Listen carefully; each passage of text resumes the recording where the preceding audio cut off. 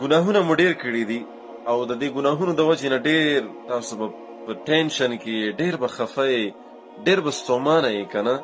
ګورئ ستومانه کېږئ مه. الحمدلله موږ په داسې دین کې یو چې دغه دین الله ته د ټولو دینونو نه خوښ دی او د داسې رب بندګان یو چې هغه ډېر مهربانه ذات دی، ډېر بېنیازه ذات دی.